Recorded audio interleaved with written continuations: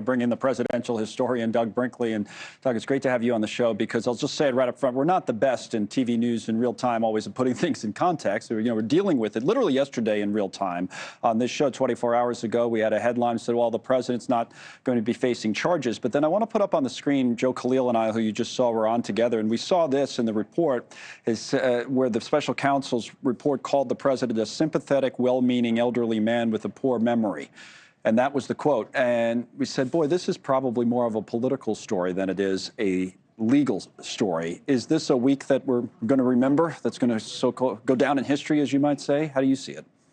I see that line's going to be remembered because it's so, defining, and just using the word elderly man and poor memory. And so, yes, but it's a legal vindication for Biden. So, he got about 2/3 of what could have been expected out of this, but it's the other third, the political whiplash that her had the audacity to start talking about the mental capacity of the president.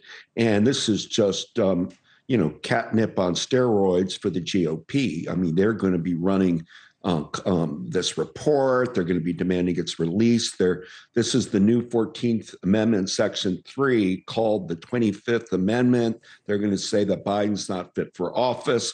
So her has really thrown this report deep into the 2024 political contest, and we'll have to see what the damage it does to Biden. And what about how Biden, from here, he and his White House response to all of this? I mean, there have been presidents throughout history who have faced issues where their health has been questioned sometimes. In the case of President Kennedy, you would say the public at the time didn't know about health concerns. Obviously, FDR, Woodrow Wilson's another terrific example. We have Eisenhower. The Reagan second term is being brought up a lot in people's conversations with all of this.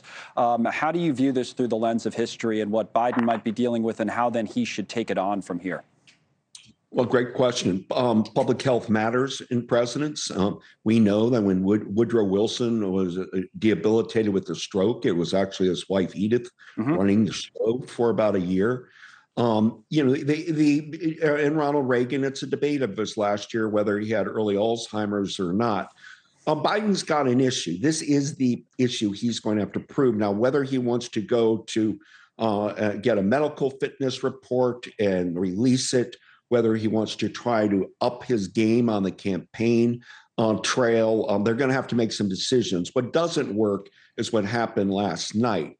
They thought they could jump into the camera and kind of run it with some ire and anger, but instead, when you're getting mixed up who the president is of, Mexico and Egypt, that'll live on too. So they've kind of have him painted in a catch-22. He has to prove that he's not elderly with bad memory, but the more they try to do that, right, you're putting tape on the record, and there'll be some blunder, and then you have to go back to saying that's not age, that's just Joe Biden. He's been a gaffe machine forever. Right. That's the long history, and you've seen it throughout, even when he was much younger, where there were slip-ups like that for this political figure, the same Joe Biden that's president right now. What role do you think the First Lady might play here? Looking back at the roles First Ladies have played over the years in all of this, Axios had a piece this morning about this new book that's apparently out on First Ladies. But the anecdote in the piece was this line from Jill Biden a couple years ago. Why didn't anyone stop that? She was talking about a news conference that went on for about 2 hours where the president made a number